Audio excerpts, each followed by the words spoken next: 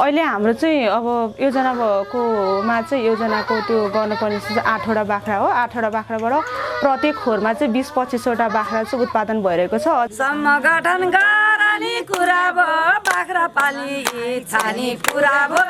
ढुटो पिठो छ, ढुटो पिठो छ, हाम्रो खसीको मासु मिठो छ।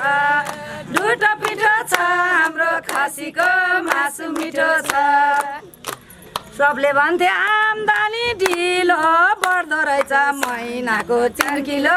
ढुटो पिठो छ, ढुटो पिठो छ, हाम्रो खसीको मासु मिठो छ। ढुटो पिठो छ, हाम्रो खसीको मासु मिठो छ। चितवन जिल्लाकै रत्ननगर 16 मा अवस्थित यो प्रगतिशील बाख्रा पालन कृषक समूह हो।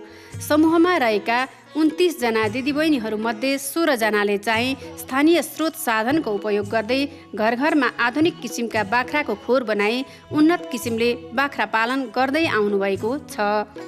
यो प्रगतिशील बाख्रा पालन कृषक समूहले विकेन्द्रीकृत आयोजना सहयोग एकाइ हेटौडाबाट माग गरे बमोजिम अनुदान रकमको सम्झौता गरी उन्नत जातका बाख्रा पालन गर्दै आइरहेको छ।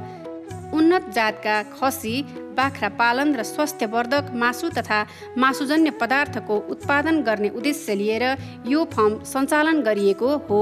सन्तुलित आहारको आवश्यकता पर्ने भएकोले यहाँ बाख्राहरूलाई प्रत्येक दिनलाई पोसिलो घाँसको व्यवस्था गरिएको छ।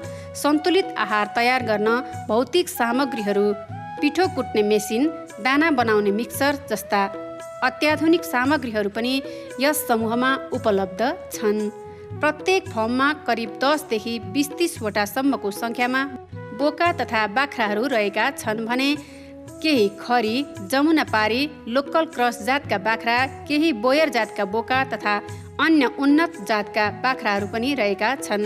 उन्नत जातका बोकाबाट क्रस गराएर पाठापाठीहरू महिनामा 5-6 किलोका दरले वृद्धि हुने हुँदा यहाँका कृषकहरू बाख्रा पालन व्यवसायतर्फ आकर्षित भएका छन्।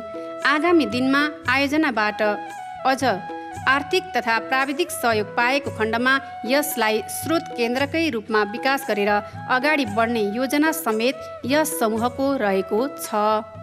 पहिला हामीले एकदम परम्परागत रूपमा पालेका थियौँ। यो खोरहरू पनि त्यति राम्रो उपलब्ध थिएन अनि दानालाई दिने पोषण दानाहरू त्यसको बारेमा पनि थाहा थिएन।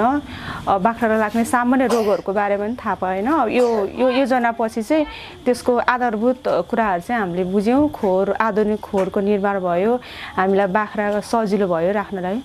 अहिले हाम्रो चाहिँ अब योजनाकोमा चाहिँ योजनाको त्यो गर्नुपर्ने चाहिँ 8वटा बाख्रा हो। 8वटा बाख्राबाट प्रत्येक खोरमा चाहिँ 20-25वटा बाख्रा चाहिँ उत्पादन भइरहेको छ। अझै त्यो खोरको उत्पादन चाहिँ 50वटा जति बाख्रा चाहिँ अट्छ खोरमा चाहिँ। त्यसको खोरको क्षमता केही कुराहरू चाहिँ अझै सिक्न जरुर पनि छ हामीलाई। सबै कुरा चाहिँ अब पुरा रूपमा सिकिसकेका छैनौँ। तालिमहरूको आवश्यकता छ। अनि यो अब अझै यो के अरे उन्नत जातको बोकाहरू त्यसको आवश्यकता छ।